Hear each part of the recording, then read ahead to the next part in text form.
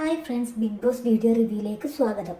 മസ്താനിയും അപ്പാനി ശരത്തും സംസാരിക്കുന്ന വീഡിയോ കണ്ടപ്പോൾ എൻ്റെ മനസ്സിൽ തോന്നിയ ചില സംശയങ്ങളും ചില കാര്യങ്ങളുമാണ് ഞാനിവിടെ പറയാൻ പോകുന്നത്. വീഡിയോ മുഴുവനായി കാണണം. എല്ലാവരും ലൈക്കും സബ്സ്ക്രൈബും കമൻറ്റും ചെയ്യണം. മസ്താനി ബിഗ് ബോസിൽ 2 ആഴ്ച മാത്രമേ നിന്നിട്ടുള്ളൂ എങ്കിലും വളരെ നെഗറ്റീവ് ഇമേജ് ഉണ്ടാക്കിയിട്ടാണ് മസ്താനി ബിഗ് ബോസിൽ നിന്നും പുറത്തുപോയത്. പലരും ബിഗ് ബോസിൽ നിന്നുണ്ടായ നെഗറ്റീവ് വെളുപ്പിക്കാൻ ശ്രമിച്ച് നെഗറ്റീവിലേക്ക് ആഴ്ന്നിറങ്ങിയപ്പോൾ മസ്താനി ബുദ്ധിപൂർവം നല്ല രീതിയിൽ ആ നെഗറ്റീവിനെ പോസിറ്റീവാക്കാൻ ശ്രമിച്ചു എന്നതാണ് എൻ്റെ അഭിപ്രായം. ബിഗ് ബോസിൽ നിന്നു പോകണമെങ്കിൽ വഴക്ക് കൂടുതൽ ഉണ്ടാക്കണം എന്ന തെറ്റായ ധാരണ ഇതുവരെയുള്ള എല്ലാ മത്സരാർത്ഥികളുടെ മനസ്സിലും ഉണ്ടായിട്ടുണ്ട് എന്നുള്ളത് ഒരു സത്യമായ കാര്യമാണ്. ആ ഒരു കാര്യം മനസ്സിൽ വെച്ചാണ് മസ്താനിയും പെരുമാറിയത്. അതുകൊണ്ട് തന്നെ മസ്താനി വന്ന 2 ആഴ്ചക്കുള്ളിൽ തന്നെ ഭയങ്കര പ്രശ്നങ്ങളും വഴക്കുകളും ഉണ്ടാക്കിയിട്ടുണ്ട്. വൈൽഡ് കാർഡ് എൻട്രി ആയതുകൊണ്ടും ഇതിനോടകം തന്നെ മറ്റുള്ളവർക്ക് ജനശ്രദ്ധ പിടിച്ചുപറ്റാൻ കഴിഞ്ഞതും ഗെയിമിനെ നന്നായി ബാധിച്ചിട്ടുണ്ട്. മസ്താനിയുടെ വഴക്കാളിത്തരം ഒന്ന് മാറ്റിയിരുന്നെങ്കിൽ ബിഗ് ബോസിന്റെ തുടർന്ന യാത്രയിൽ മസ്താനി ഉണ്ടായിരുന്നേനെ. പുറത്തിറങ്ങിയ മസ്താനി ബുദ്ധിപൂർവം കാര്യങ്ങൾ കൈകാര്യം ചെയ്തു. ജനങ്ങളിലേക്ക് മസ്താനി എത്തിച്ചില്ല, അതാണ്. പക്ഷെ മസ്താനി ഒരു കാര്യം ചെയ്തു. മസ്താനിക്ക് ബിഗ് ബോസിൽ പറ്റിയ തെറ്റുകൾ അവൾ പുറത്തുനിന്ന് അവലോകനം ചെയ്തു. തെറ്റുകൾ മനസ്സിലാക്കി പശ്ചാത്തപിച്ചു. അതുകൊണ്ടാണ് ബിഗ് ബോസിൽ റീ എൻട്രി ആയതിനു ശേഷം ശരത്തിനോട് സംസാരിക്കാനും മാപ്പ് പറയാനും തീരുമാനിച്ചത്. മസ്താനി മാത്രമല്ല തെറ്റുകാരി, ശരത്തും തെറ്റുകാരനാണ്. ശരത്ത് വായിൽ വിളിക്കാൻ കൊള്ളാത്ത ചീത്ത പറഞ്ഞതുകൊണ്ട് മാത്രമാണ് മസ്താനി അത്രയും സന്തോഷിച്ചത്.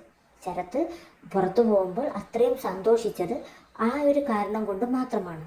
എനിക്ക് സംഭവിച്ച അന്നത്തെ തെറ്റ്, അതായത് ഈ കാരണം കൊണ്ടാണ്, ചീത്ത വിളിച്ച ഈ കാരണം കൊണ്ടാണ് മസ്താനി പോകുമ്പോൾ ചിരിച്ചത് എന്നത് അവിടെ ശരത്തിനോട് പറയുകയും ശരത്ത് അത് മനസ്സിലാക്കുകയും ചെയ്ത് അവരുടെ ചർച്ചകളിൽ പരസ്പരം തെറ്റുകുറ്റങ്ങൾ ഏറ്റുപറഞ്ഞ് മാപ്പ് പറഞ്ഞ് അവരുടെ മനസ്സ് ക്ലിയറാക്കിയാണ് അവർ ആ ബെഡിൽ നിന്നും എഴുന്നേറ്റത്. അതുകൊണ്ട് തന്നെ ലിവിംഗ് റൂമിൽ വന്നിരിക്കുമ്പോൾ മസ്താനി പറയുന്നുമുണ്ട്, ഇപ്പം മനസ്സ് ശാന്തമായി, മനസ്സിലെ ഭാരമൊന്ന് ഇറക്കി വെച്ച്.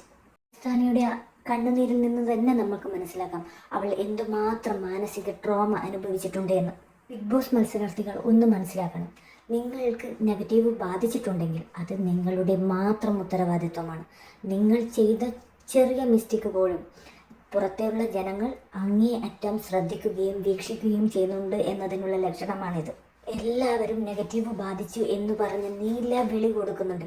എന്തിൻ്റെ ആവശ്യത്തിന്? ബിഗ് ബോസിൽ പോകുമ്പോൾ അറിയില്ലേ, നെഗറ്റീവ് ഉണ്ടാവും പോസിറ്റീവ് ഉണ്ടാവും. അത് ഫേസ് ചെയ്യാനുള്ള ധൈര്യവും കപ്പാസിറ്റിയും നേടിയിട്ടല്ലേ ബിഗ് ബോസിലോട്ടേക്ക് പോയത്.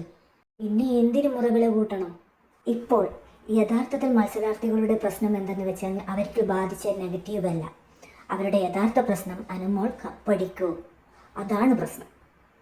നെഗറ്റീവ് പോസിറ്റീവ് ആക്കാൻ ചെന്നവർ കഷ്ടപ്പെട്ട് പ്രയത്നിച്ചു. എന്തിനെന്നോ, മുന്നേ ഉള്ള ഓരോ നെഗറ്റീവ് ക്ലിപ്സും ഇപ്പോൾ വൈറലായിക്കൊണ്ടിരിക്കുകയാണ്. അവർ അത് നേടി. എല്ലാവരും ഒരു കാര്യം പറഞ്ഞ് പിടിച്ചു നിന്നാൽ മതി, അതെല്ലാം AI ആണ്. സ്വന്തം തെറ്റ് തിരിച്ചറിഞ്ഞ് പ്രവർത്തിക്കുമ്പോഴാണ് അവർ മനസാക്ഷിയുള്ള ആൾക്കാരായി മാറുന്നത്. സ്വന്തം മനസാക്ഷിക്ക് സമാധാനവും സന്തോഷവും കൊടുക്കാനും തലയിലേറ്റി വെച്ച് ഭാരം ഇറക്കി വെക്കാനും മസ്താനി ബിഗ് ബോസിലേക്കുള്ള റീ എൻട്രിയിലൂടെ മസ്താനി ശ്രമിച്ചു. അതുപോലെ ബാക്കിയുള്ളവരും ശ്രമിച്ചിരുന്നെങ്കിൽ പുറത്തിറങ്ങുമ്പോൾ നല്ലൊരു കാഴ്ചയായേനെ. യൂട്യൂബിൽ തുടക്കക്കാരി ആയതുകൊണ്ട് തന്നെ എൻ്റെ അവതരണത്തിൽ പാകപ്പിഴകൾ ഉണ്ടാവാം. തെറ്റുകുറ്റങ്ങൾ മാറ്റി നല്ലൊരു അവതരണം കാഴ്ചവെക്കാൻ പറ്റുമെന്ന് എനിക്ക് പൂർണ്ണ വിശ്വാസമുണ്ട്. അതിനായി നിങ്ങൾ എന്നെ സപ്പോർട്ട് ചെയ്യേണ്ടത് എനിക്കും അത്യാവശ്യമാണ്.